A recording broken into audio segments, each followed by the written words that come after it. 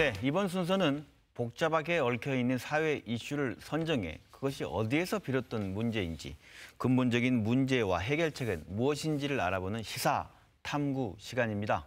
자유한국당 전당대회가 이제 사흘 앞으로 다가왔습니다.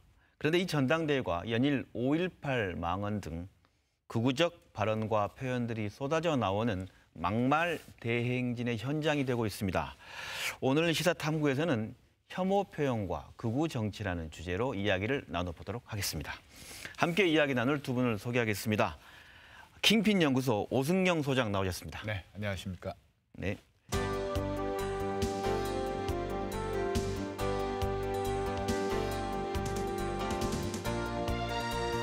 그리고 시사평론가 김현성 씨 나오셨습니다. 네, 안녕하세요. 김현성입니다.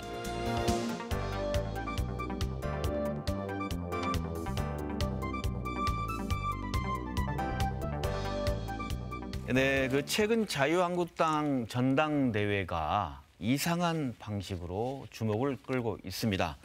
5.18 망언에서 시작해 박근혜 전 대통령 탄핵 부정, 그리고 정부에 대한 극단적 막말, 색깔론까지 등장을 하고 있는데요. 과연 이것을 당내 선거에서 어떤 선명성, 과열된 선명성 경쟁으로만 치부해도 되는 건지 어떻게 봐야 할까요? 강박관념이라고 저는 보여지는데요. 강박관념. 네, 그렇습니다. 보수 내에서도 가장 극단적인 세력들의 강박관념이 전당대회를 통해서 표출되고 있다는 거고요.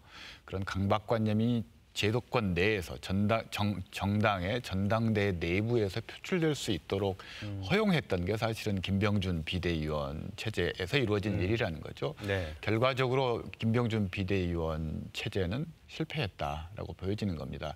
당의 혁신을 통해서 자유한국당의 외연과 지지 기반들을 다시 한번 확고히 다지는 방향으로 간 게 아니라 아주 편한 방식, 가장 원웨이, 즉 필드에서 가장 조직화되어 있던 태극기 부대를 당 안으로 끌고 와서 외견상 당의 덩치는 커졌고 또 전투력도 세졌죠. 그렇지만 결과적으로 당의 존립 기반은 훨씬 좁아지면서 그를 통해서 표출되는 언어들, 국민들이 다 아시겠지만 그 언어들은 박근혜 전 대통령에 대한 탄핵에 대한 불만이 강박관념적으로 표출되는 이런 현상으로 이어졌다라는 거죠. 이런 복합적인 상호작용의 결과로서 지금 현재의 전당대회 국면들이 나오고 있는 것 같습니다. 네, 현재 시점에서 우리 김현성 평론가는 어떻게 보십니까? 그러니까 쉽게 생각하면 이제 표퓰리즘이다. 그러니까 표를 계산한 아주 전략적인 포퓰리즘이 아니라 표퓰리즘. 예, 표퓰리즘이다라고 볼 수 있는데요.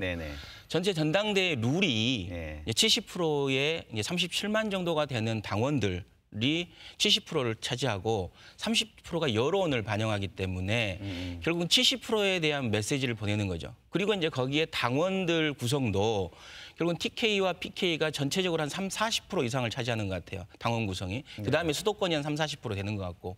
그래서 결국은 TK, PK를 위한 경상남도와 경상북도 이런 당원들을 위한 포퓰리즘의 발상이지 않은가라는 생각이 들면서요. 결국은 역대로 이제 당의 전당대회라는 것이 결국은 당의 가장 미래를 얘기하는 것인데 자꾸 이제 과거로 회귀하면서 결국은 새로운 어떤 미래 대안 세력으로서 그러니까 이 과정에서 결국 미래 대안 세력으로서 모습을 보여줘야 되는데 그렇지 못하고 있는 것이 좀 안타깝다. 그래서 대한민국 나라를 위해서도 그렇고 문재인 정부를 위해서도 그렇고 야당복이 중요한데 참 야당복도 없다라는 생각이 너무 듭니다. 사실은 이번 전당대회 중심은 지난 탄핵에 불만을 품고 있는 태극기 부대가 중심이고 따라서 이미 역사적 평가를 통해서 역사의 뒤안길로 사라져야 될 세력들이 다시 전면에 부각한 잔당이 되어야 될 세력들이 무대의 주연이 되어서 전당대회가 아니라 잔당대회로 가고 있다라는 그런 어느 당의 대변인 논평이 나올 정도로 심각한 퇴행적인 모습들을 보이고 있는 거죠. 네. 저는 뭐 길게 얘기 드리기보다는 최근에 이제 극한 직업이라고 영화 보신 분도 계실 거예요. 거기 명대사를 한번 패러디를 해보면 지금까지 이런 전당대회는 없었다. 전당대회인가 분당대회인가. 결국은 이제 분당을 위한 수순이 아닌가라는 생각까지 들 정도로 굉장히 보면 제1야당으로서의 품격이나 제1야당으로서 미래에 책임질 대안 세력으로서의 모습이 보이지 않는다. 라고 볼 수 있겠습니다. 네, 그렇다면 궁금한 게 저희가 TV를 볼 때 저게 어느 정도일까, 그 세력이 어느 정도일까 궁금할 수 있거든요. 현재 데이터로는 아까 말씀하신 것처럼 37만 전체 선거인당 37만 8천 명의 2% 정도고 갑자기 8천 명 정도가 막 입당을 막 했다고 합니다. 이게 태극기 부대라는 얘기를 하는 거죠. 유의미한 어떤 영향력이 있는 자유한국당 전당대회 이후에도 그런 어떤 당내 세력이 될 거로 보시는 겁니까? 그러니까 슬프지만 네. 저는 이게 누가 당선되든 이 태극기 세력이 지분을 확보하게 돼요. 그러니까 예를 들면 극단적으로 황교안 대표나 김진표 대표가 당선되지 않더라도, 김진표 의원이 당선되지 않더라도 네. 자유한국당의 지분을 갖게 되는 거예요. 이번 일로 인해서. 그래서 이건 두고두고 자유한국당이 있는 그 순간까지 두고두고 걸칫거리가 될 겁니다. 그래서 지금 최근에 여론조사를 보면 그 광주 망언 3인방, 국회의원 3인방, 광주 5.18 민주화 운동에 대한 망언을 한 3인방에 대해서 제명을 해야 되느냐 말아야 되느냐를 물었어요. 네, 그렇죠. 그런데 상당히 중도층까지도 과반수 이상이 제명을 해야 된다라고 얘기했음에도 불구하고 자유한국당 지지층에서는 제명은 너무한 거 아니냐라고 얘기하는 층이 있는 거죠. 네. 그렇게 되면 거기에 끌려다닐 수밖에 없는 거예요. 그러니까 소수가 제1야당의 대표성을 확보하면서 과다 대표성을 가지고 될 밖에 없다. 그러니까 저는 이걸 전당대회만 국한돼서 보기보다는 이 세력들이 앞으로 제1야당에 상당히 중요한 목소리를 낼 세력이 될 텐데 지분을 가지고 이제 걱정스럽게 보는 거죠, 사실. 자유한국당, 제1야당을 결국은 이끌어갈 수 없는 상황이 돼버린다면 상당히 비극적인 상황이 되는 거죠. 네, 지금 자유한국당 전당대회 사흘 앞둔 전당대회를 분석해 보고 있습니다. 그러면서 그 말 그대로 그 유튜브나 극우 사이트에서 등장한 정도가 정말 이렇게 자유한국당이 정치 세력화할까 저희는 정말 믿지 않았거든요.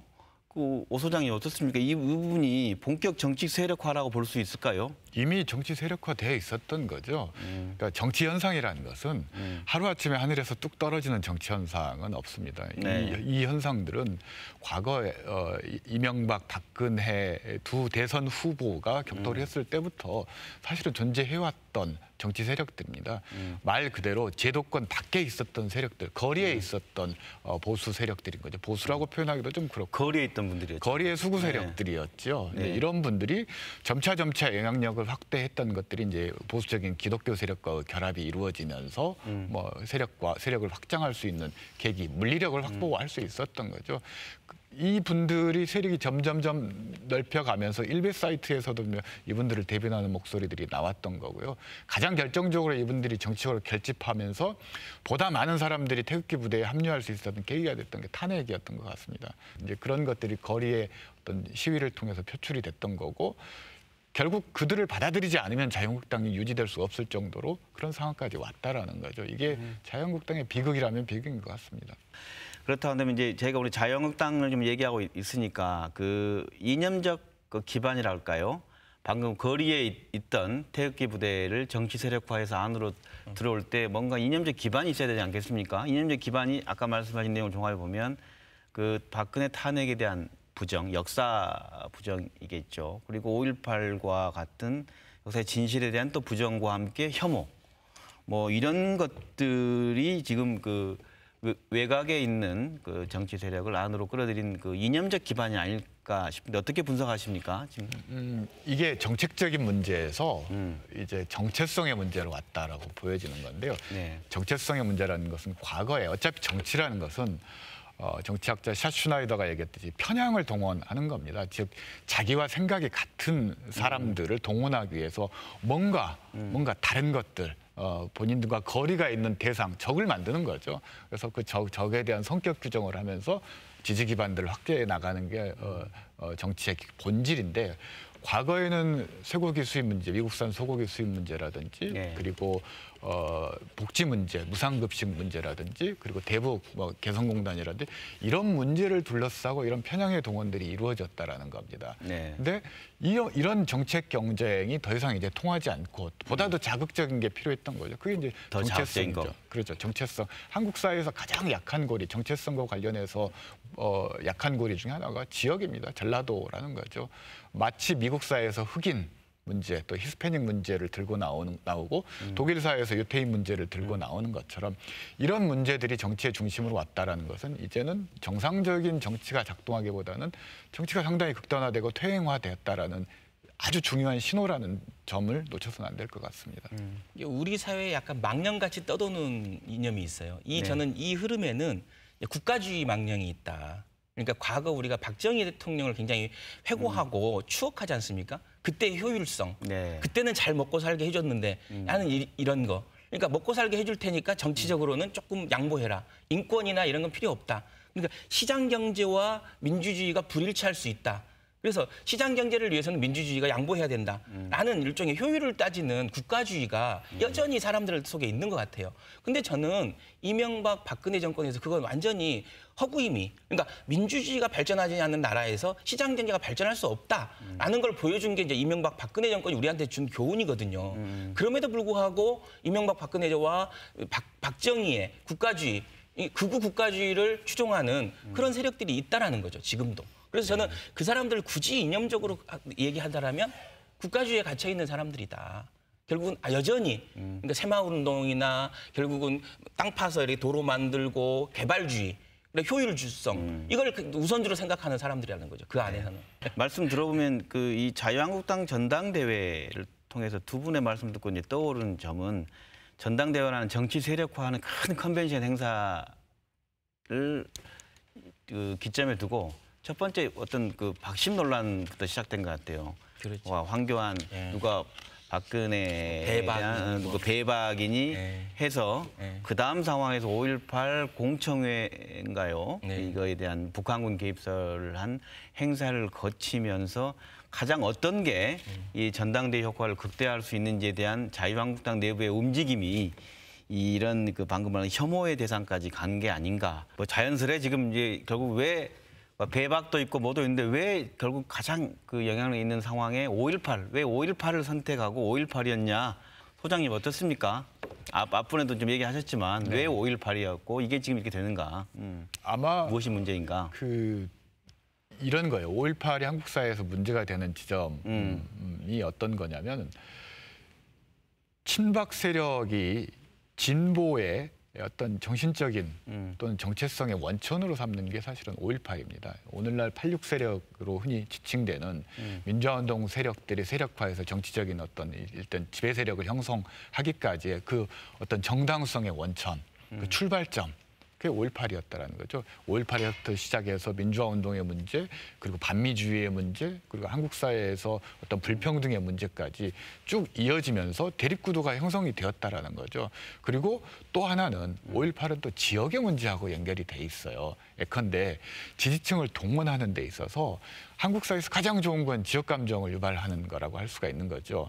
즉 상대방의 정체성의 근원을 공격하면서 동시에 지지층을 동원할 수 있으면서 상대방을 자극할 수 있는 가장 핵심 중에 하나는 이 5.18일 수밖에 없었던 거죠. 그래서 아마 5.18을 동원했던 것 같습니다. 유 소장님 연구소 명칭이 킹핀이지 않습니까? 네네.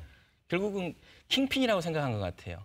이 국가주의를 주동하고 있고 국가주의를 존중하는 따르는 사람들이 킹핀이라는 게 뭡니까? 그 핀 하나를 맞추면 전체 10개의 핀이 쓰러질 수 있는 핵심적인 고리라는 거죠. 네. 결국은 5.18 민주화운동이 그들에게는 핵심적인 고리였던 거예요. 결국은 국가주의를 무너뜨렸던, 국가주의에 저항했던 가장 핵심적인 사안이었고, 결국 그 다음 들어왔던 전두환 어떤 군사정부를 무너뜨릴 수 있던 근간도 5.18 정신이었기 때문에, 그러니까 보수당이었던 신한국당의 김영삼 대통령조차도 네. 5.18이야말로 한국의 민주주의를 위한 빚을 지고 있다. 5.18에 우리는 민주주의는 이렇게 얘기할 정도로.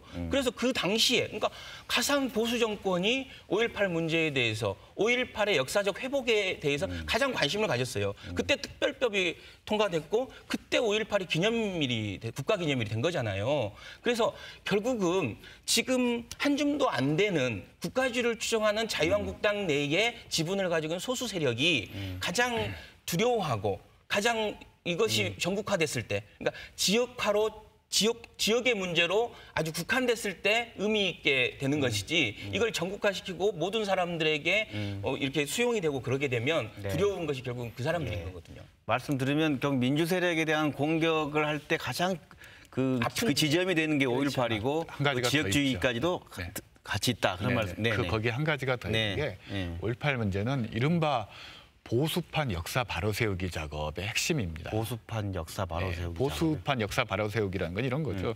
뭐 분단, 뭐 이런 역사적인 해석이 다 다른 부분들이 중요한 사건들이 있지 않습니까? 8.15도 그렇고. 근데 이른바 이승만이 만들고 박정희가 발전시키고 전두환이 고도시킨 대한민국, 산업화된 대한민국이라는 도식이 있는 거죠. 근데 박정희까지는 어찌됐건 끌고 왔습니다. 근데 결정적으로 안 되는 한 사람이 있어요. 여러분들도 잘 아시는 그 한 사람이 복권이 안 되는 거죠. 왜? 국민을 학살하고 대통령이 됐고 또 이미 대법원과 헌법재판소를 통해서 헌정질서 문란이라는 낙인이 찍힌 사람이라는 거예요. 그럼 이 대법원과 헌법재판소에 의해서 헌정질서 문란 세력 사건이라고 낙인 찍힌 전두환을 복권시킬 수 있는 딱 한 가지 방법이 있습니다. 헌정질서 문란과 같은 이런 예외적인 상황을 넘어설 수 있는 것, 색깔론인 거죠. 북한군이 왔다. 그러면 군대를 동원하고 또 북한군과 결합된 사람들을 죽인 것을 정당화시켜 줄 수 있는 논리가 될 수 있는 거예요. 사실은 그런 측면들을 이제는 제도권 내로 끌고 오기 위한 그런 의도적인 것이었을 수 있다라는 겁니다. 그래서 이 부분이 그냥 간단하게 넘길 문제는 아니라는 거죠. 그렇죠. 말씀하신 거 들어오면 이게 하루아침에 이루어진 그냥 단순한 사건들이 아니라 뭔가 진행되어 온 시스템화되어 있는 거라는 말씀이신 것 같네요. 그러니까 좀비 같은 거지 않습니까? 이제 북한 개입과 관련된 문제도 지속적으로 계속 얘기하다가 결국은 2013년에 박근혜 정부 때 모 종편, 여기서 제가 뭐 특정 종편을 얘기하기 어렵지만 모 종편의 시사 프로에서 북한군 특수부대 사람이라고 황모 모르는 사람이 나와서 그렇죠. 북한군 개입됐다. 북한군의 일개 대대가 왔었다라고 발언하지 않습니까? 근데 그게 어찌됐든 박근혜 정부의 방통위 심의위원회에서 경고 조치 받고 관계자 이렇게 징계 처분을 받아요. 그게 2013년입니다. 근데 그 이후에 그 모 종편은 이게 북한군 개입될 가능성이 없다라고 해서 특집으로 해갖고 5곡지의 뉴스를 만들어요. 그래서 그 당시 북한군 개입의 근거였던 무슨 그 이름 모를 사람들 5구의 어떤 그 5.18 묘지의 시신들이 과연 어떤 사람들인가까지 다 이제 찾아갖고 아 북한군 개입은 허무맹랑한 얘기다라고 이제 자기 반성을 하는 거예요. 스스로가 팩트 체크를 하면서. 왜냐하면 이제 자칫하다가는 채널권까지 이제 채널을 반납해야 될 상황까지 될 수 있기 때문에 그 다음에 5.18 진상조사 특별법이 만들어지는 과정에서 우리 뭐 소장님 잘 아시겠지만 북한군 개입 문제를 꼭 다뤄야 된다고 의제에 넣으려고 악착같이 발언을 해요. 그렇게 반성해놓고 반성해놓고 의제에 또 넣으려고 해요. 넣으려고 하고 없던 일인 것처럼. 그 안에는 누구나 알겠지 지만원이라는 사람을 거기 조사위원회에 넣으려고 그걸 넣는 거예요. 또 그게 안 되니까 그 5.18 어떤 그 가해자일 수도 있는 군인을 이번에 추천해갖고 결국 제척됐지 않습니까? 그리고 또 이번에 당대표 선거를 앞두고 갑자기 공청회를 열어갖고 그 사람들 판을 만들어주지 않았습니까? 우파가 절대 양보해서는 안 될 것이 5.18 문제다라고 하면서 결국은 저는 이게 좀비 같아요. 그리고 제가 이제 이 사람들을 이렇게 표현하는데 이제 역사사자를 써서 사이코패스다. 역사에 대한 공감력이 전혀 없는 사람들이다. 공감력도 없고 자기중심적이고 책임에 대한 전혀 생각도 없는 사이코패스 같은 사람들이에요. 아까 말씀하신 그 시사 프로 저도 기억나는데 제가 이제 보도를 했어요. 그 장성민의 시사탱크에서 북한군 개입설이 나와서 2013년입니다. 보도를 하는데 지금도 보면 유튜브에서 가장 많이 조회되고 있어요. 유튜브가 갖고 있는 또 확장성을 아시지 않습니까? 그 이후에 어떻게 보면 또 이물리한 행진곡 박승층 보훈처장 전 보훈처장 정도가 못 부르게 하는 정도로 끝날 줄 알았는데 이러한 현상들이 계속 지속돼서 현재는 오늘 말씀 들어보면 자유한국당의 정치 세력화하는 지점까지 와 있다는 얘기를 두 분 얘기로 저도 듣다 보니 과거가 떠오릅니다. 자, 그렇다고 한다면 여기까지 와 있는 이 혐오의 대상이 돼서는 안 될 내용인 민주화 운동이 여기까지 와 있는 이 지점에서 앞으로 어떻게 해야 될까요? 얘기를 두 분에게 말씀 듣는데 먼저 이렇게 한번 얘기하고 싶어요. 문재인 대통령이 20일 날 지금 그 원로들, 광주지 원로들 만나고 해서 얘기를 하셨잖아요. 그래서 이게 다만 그 5.18이 광주의 지역적인 사건이나 지역적인 기념 대상, 광주만의 자부심이 아니라 전 국민의 자부심, 기념 대상으로 승화되도록 노력해야 되겠다 이렇게 말씀하셨어요. 어떻게 두 분 이 내용을 어떻게 분석하고 평가하시는지 좀 듣고 싶습니다. 저는 기본적으로 저들이 두려워하는 게 5.18 정신의 전국화예요. 그러니까 지금 이번에 이제 새롭게 역사 왜곡 방지 처벌을 법에 보면 5.18을 결국은 5.18 민주화운동을 좀 폭넓게 해석하자. 그러니까 5월에 있었던 5월 20일부터 뭐 29일까지 있었던 그 지점만을 5.18로 볼 게 아니라 5.18이라는 게 어떻게 기폭이 됐습니까? 전두환 씨가 결국 권력을 잡기 위해서 결국은 이것을 어찌됐든 내란을 12.12부터 말씀. 그래 12.12부터 결국 내란을 위한 하나의 그 과정으로서 그리고 그 내란의 가장 결정적인 게 이제 5.18 계엄설포 아닙니까? 그래서 이 전 과정을 5.18 민주화운동이라고 이제 개념으로 자자. 왜냐하면 그 역사라는 것이 어느 하나만 뚝 뜯을 수 있습니까? 5.18의 계기가 됐던 것은 결국은 12.12가 않습니까? 그러니까 결국은 12.12부터 해서 결국은 5.18 운동 그리고 그 뒤에 김대중 내란 관련된 사건까지도 결국은 5.18의 전 역사로 보고 그것이 한국 민주주의의 기폭이 되고 한국 민주주의를 더 성숙시켰다라는 것을 여러분들에게 확장시켜야 된다. 결국은 지역화된 5.18이야말로 결국은 사람들에게 결국은 공격하기 쉬운 거죠. 그건 전라도의 문제, 그건 너희들의 문제 이렇게 되는 거죠. 그래서 저는 국가기념일이 된 5.18에 대통령이 얼마나 많이 왔냐. 과연 예를 들면 과거 박근혜 대통령이 어떻게 했습니까? 결국은 좀 더 국가적으로 좀 더 그런 부분에 대한 배려와 더 많은 어떤 관심들이 필요하다라는 거고 이것을 반드시 이제 5.18 문제로만 딱 국한시키지 말고 역사 왜곡, 그러니까 역사적으로, 법률적으로, 사회적으로, 문화적으로 해석이 끝난 역사에 대해서 왜곡하는 일에 대해서는 형사처벌까지도 가능하게 하는 역사 왜곡에 대한 금지법을 만들어야 된다. 그래야 결국은 국가적인 낭비예요, 이런 건. 네네. 말씀 문재인 대통령에 대한 얘기를 평가를 우리 김현성 평론가의 얘기에 의하면 결국 이제 전국화를 두려워하고 있는 쪽이 전국화에 대한 걸 대통령이 그렇게 해서 역사로 해석을 하자로 평가하신 것 같고 우리 오 소장님 어떻습니까? 원론적으로 뭐 맞는 말씀을 하셨죠.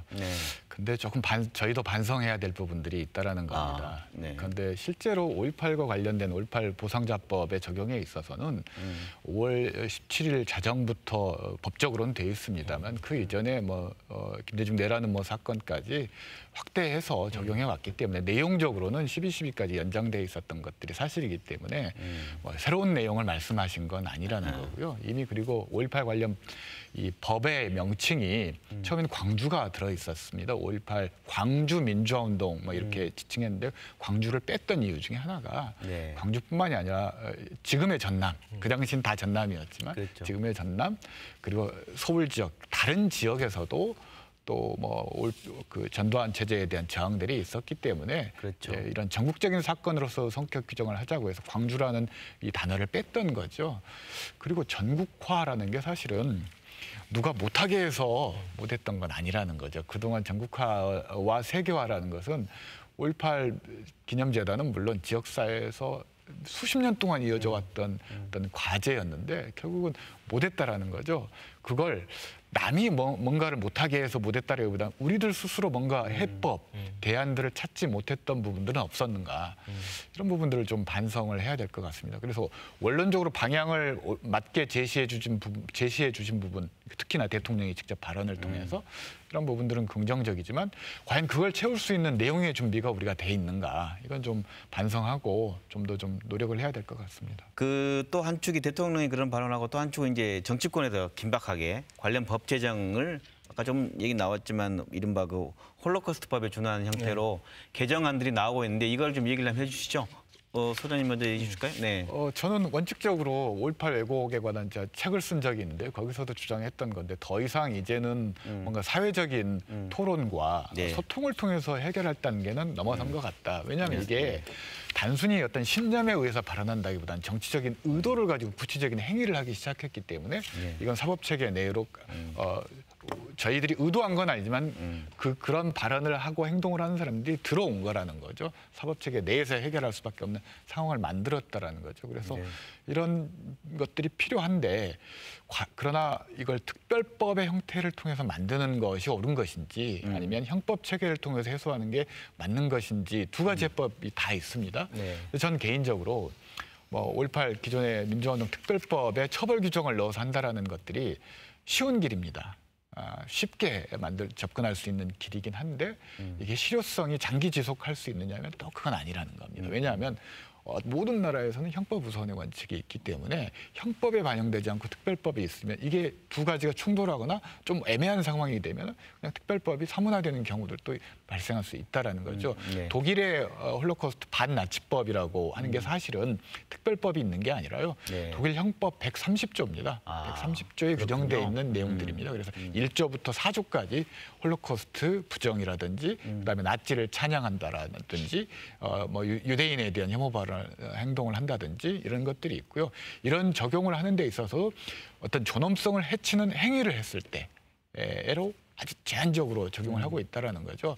그래서 이런 장기 지속성이나 이런 것들을 봤을 때 지금처럼 국민적인 공감대가 있을 때 형법 체계 내에서 이런 부분들을 반영하는 것이 더 바람직하지 않을까라는 생각을 해봅니다. 네, 지금 결국 자유한국당 전당대회 얘기에서 5.18 얘기 또 다시 또 우리 사회 얘기로 이제 모아져 가는 것 같습니다.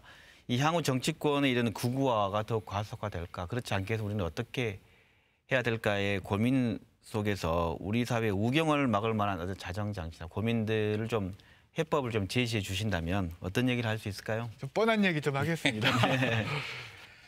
양극화를 만드는 건 선거제도와 대통령 선거제도, 국회의원 선거제도가 영향을 많이 미칩니다.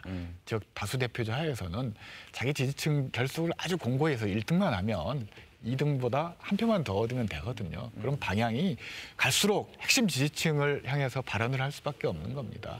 근데 이게 연동형 비례대표제와 같은 형태로 바뀐다면은 중간지대의 목소리를 왜냐하면 협치를 해야 되기 때문에 무시할 수가 없는 거죠. 대통령 선거제도에서 결선투표제가 도입되면 과반수를 얻어야 됩니다. 그러면 아주 태극기 부대의 목소리만 반영해서 자유한국당이 집권할 수 있겠습니까? 민주당이 정의당과 유사한 아주 진보적인 발언만 해서 집권할 수 있겠습니까? 그럴 수 없다라는 거죠. 일단 발언 자체가 훨씬 중도적이고 온건해질 수밖에 없다라는 거죠. 정책도 마찬가지가 되는 거고요. 저는 이런 부분이 중요하다고 봅니다. 정치제도의 변화를 통한 해법이 좀 답일 것 같다는 말씀이신 것 같습니다. 우리 김현성 소장님 연동형을 쑥 들어서 저도 이제 잠깐 얘기 드릴 것 같은데 이제 이번 계기로 해서 연동형 문제에 대해서 국민들의 생각이 굉장히 좀 다시 자리 잡게 될 것 같다. 그러니까 결국은 이런 극우 세력들, 결국은 정말로 극단적인 세력들이 의회나 지금 여기에 충격받는 게 뭐냐면 국회 한복판에서 국회의원들이 결국은 자기 부정, 헌법을 부정하고 민주주의를 부정하고 자기들이 결정한 내용을 부정하는 이게 박근혜 탄핵을 반대하고 5.18의 괴물이라 그러고 5.18을 폭동이라 그러고 이런 자기 부정이 국회 한복판에 생겼다. 결국은 이게 어떻게 우리가 수용할 수 국민들이 해도 그러니까 모르는 국민들이 얘기해도 상당히 문제가 될 만한 발언을 국회의원이 국회에서 했다. 그래서 국민들은 오히려 이번 계기를 통해서 연동형이 이런 사람들에게 자리를 깔아주는 게 아닌가라는 생각이 들 수 있을 것 같아요. 저는 이제 개인적으로는 대통령의 책임성, 대통령제라는 정치 체제 안에서 대통령의 책임성을 강화하는 방향으로 제도가 바뀌어야 된다. 오히려. 그래서 결국은 대통령이 결국은 책임지고 정치를 할 수 있는, 책임 정치를 할 수 있는 구조로 만들어가는 것이 결국은 지금의 한국 사회의 정치 제도 하에서는 맞는 방향이 아닌가라는 생각이 들고요. 저는 개인적으로 아까도 말씀드렸지만 역사 왜곡이 범죄라는 인식을 가져야 된다. 그래서 조금 강하게 이게 선언적일 수도 있고 어떻게 보면 사람들에게 개도적인 의미도 있을 수 있고 이런 역사 왜곡의 범죄라는 그 인식을 명확하게 갖는 차제의 법률 체계가 만들어졌으면 좋겠다는 생각이 듭니다. 네, 두 분 말씀 또 해법은 약간 좀 다르신 것 같아요. 결국 이제 이 현재가 5.18이고 전라도라고 하는 그 혐오의 대상과 어떤 규정화하는 부분이 이런 부분이 좀 그 우경화라는 부분이 심각해지면 그 대상이 여성일 수도 있겠고 아니면 또 다른 대상일 수도 있겠다는 사회적 걱정과 고민이 다른 선진국에서 일어나고 있는 이런 고민과도 또 더불어 일어나지 않을까 그런 생각도 드네요. 어떻습니까? 극우 세력이 없었던 시대는 없을 겁니다. 극자 세력도 마찬가지고요. 항상 사회에는 다양한 세력들이 있는데 그 다양한 세력들이 실제로 힘을 얻는가의 문제는 또 다른 문제라는 거죠. 근데 우리 사회가 그 극단적인 세력들이 발언권이 점점 강해지고 이런 힘을 얻고 정치적인 제도 정치권으로 진출하는 이런 상황으로 왔다라는 게 사실은 문제라는 겁니다. 그래서 저는 제도적인 변화들이 필요한 거고 그 제도적인 변화의 핵심으로서 연동형 비례대표제도 얘기를 했던 거고 결선투표제도 얘기를 했던 건데요. 아마 뭐 다른 더 좋은 대안들이 있을 수 있습니다. 그건 언제든지 환영이고요. 그것이 테이블로 올라와서 좀 결론을 내렸으면 좋겠다라는 그런 바람이 있습니다. 네. 그러니까 민주주의에서 참여하지 않는 국민에게 주는 가장 큰 벌은 나보다 못난 사람, 나보다 부족한 사람, 이렇게 극우적이고 혐오하는 사람들이 나를 대표한다는 거죠. 네. 그래서 결국은 결론은 건전한 국민들이 참여를 해야 돼요, 정치에. 결국은 우리 김대중 대통령, 전 김대중 대통령도 그런 얘기했지 않습니까? 담벼락에다 대고라도 얘기해라. 참여해라라는 거거든요. 네. 결국은 여기 국민들, 여러분 마음속에만 두지 마시고 댓글이라도 달으시고 예를 들면 결국은 이 문제에 대해서 분노하고 결국은 또 예를 들면 어제 토요일 날 있었던 촛불 집회가 있지 않습니까? 서울에서. 결국은 그런 데도 참여하고 그래서 결국은 우리가 분노하고 있고 이러한 권력이나 이러한 정치인들의 지배를 받지 않겠다라는 의사표현을 분명하게 해야 된다고 생각합니다. 네, 사회 구조적 차별에 대한 분노를 그것을 만든 정치 시스템이 아닌 또 다른 약자에게 표출하는 것. 그것이 바로 혐오의 어떤 메커니즘, 절차가 아닌가 싶습니다. 오랫동안 정치인들은 이것 때문에 혐오를 정치적 도구로 또 활용해온 나쁜 정치인들이 있어 왔던 것 같습니다. 아무것도 바꾸지 못하고 서로를 미워하는 것, 그게 가장 최악이 아닐까 싶습니다. 극우 정치를 우려하는 까닭이 바로 여기에 있습니다. 오늘 시청해주신 여러분 고맙습니다. 두 분 감사드립니다.